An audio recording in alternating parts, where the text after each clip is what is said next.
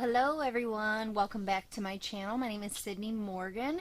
If you're new here, make sure you hit the like button and you subscribe so you know when I come out with new videos. For the video that I have for you today, it is about a man named Georgestinney, Stinney, I don't know. Whichever it is, we're just going to go ahead and call him George because I suck at pronouncing names. This story is about George and how in the 1940s he was wrongfully convicted based on his skin color, and he was the youngest person in the United States to be executed by electric chair. George was an African American male born in Pinewood, South Carolina, October 21st of 1929. On March 23rd, 1944, two girls were out riding their bikes. One was an 11-year-old named Betty, the other was an 8-year-old named Mary. As they were riding their bikes, they drove by George's house, and on the front porch, George was sitting there with his sister. The girls asked George if he knew where a specific type of flower was growing because they wanted to go flower picking. George then told them that they grew over by the railroad tracks, and the girls were very familiar with these railroad tracks. They went there to play all the time, but unfortunately the girls never returned home. And within a few hours they had hundreds of different volunteers go out to help search, and these were two little white girls, by the way. Early the next morning, their bodies were found. They were found in a little muddy ravine, and both of them had their heads bashed, beaten. They were beaten in the head with a metal pipe that they later found in the tall brush area that was beside the ravine. The police detectives who were assigned the case were two older white men. But back in the 40s, that wasn't a great time period for anybody who was African American, because if something went wrong, all the freaking white authorities just naturally assumed that it was the African Americans who had committed these crimes, which is bullshit. They had found out that the girls last spoke to George before going to those train tracks where they were murdered. So they go to George's house and they almost immediately arrest him. They put him into interrogation, and within 1 hour he confesses. And at the time George was only 14 years old, but he had given the police the confession that he wanted to have some relations with Betty, the 11-year-old. But he couldn't because Mary, the 8-year-old, was there. So the police claimed that he went after Mary and was going to try to get rid of her so that he could do what he wanted with Betty. But they claim that in that process of trying to remove Mary, both of the girls started to fight back. So he ended up having to beat both of the girls to death using a 15-inch railroad spike. Then he says that he dragged them from the field down to the ravine. Once they were down in the muddy ravine, then he disposed of the metal railroad spike that he had used to kill them. And then he just supposedly walked on home. And that next day, George was charged with 2 counts of first-degree murder.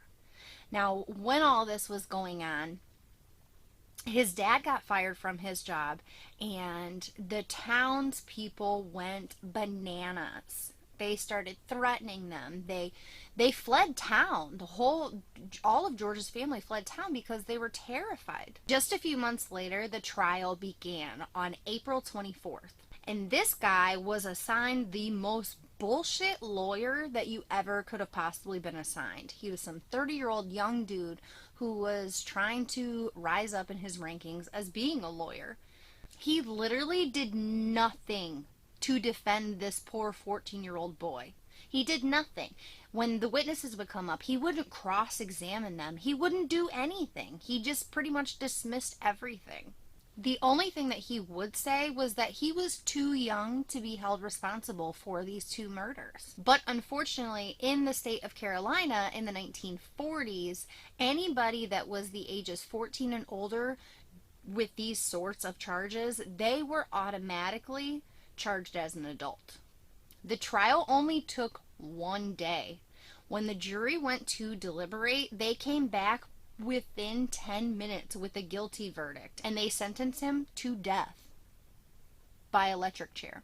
And when the judge asked his lawyer if he was interested in doing any kind of appeals to get him out of this or try to get a retrial to fight it, his own lawyer said, no, we're not going to do that because he and his family don't have enough money to have a continuance in this case. So he just went to prison.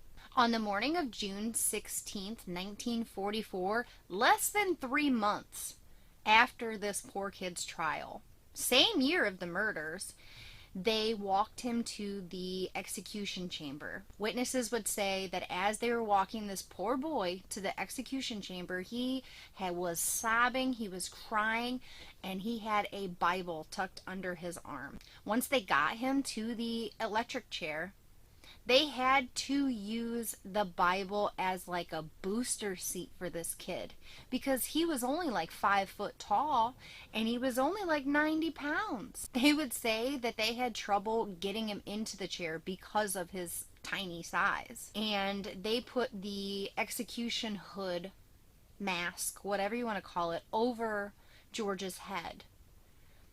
As they're watching him sob and cry, they're putting this mask over his head. And it didn't stay on because he was so small. So during the electrocution, the mask actually fell off, and all these people who were the witnesses saw the expression on his face and were completely traumatized. Less than 4 minutes after they strapped George into the electrocution chair, he was pronounced dead. And then he was buried in an unmarked grave.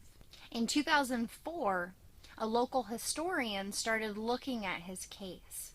He started looking into it and he realized that there were witnesses, including his sisters, that he didn't do this, that he was at home with his siblings the whole time. And apparently there was other evidence that showed it wasn't him.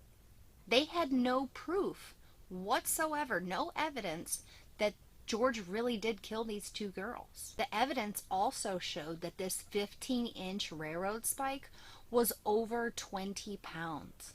George was only like 90 pounds, and they came to the conclusion that he wouldn't have had enough strength to lift this railroad spike and kill these girls. He wouldn't have had enough force to do it. And none of this was ever brought into trial.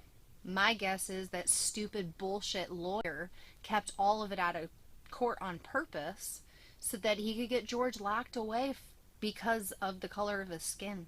They needed somebody to go to jail for it, so instead of putting in the work, they put it all on George. So this historian, he took all this evidence that he had that said George didn't do this. He took it to Northeastern University School of Law and showed them, like, look at this BS, look at this crap. They all started building a case. The evidence from the crime scene showed, like, no blood. No blood whatsoever. If the murders had happened there in that field and they were drugged down to that muddy ravine, there would have been a ton more blood. There was barely any blood there at all, which actually points toward these girls were probably killed somewhere else and then dumped in that ravine.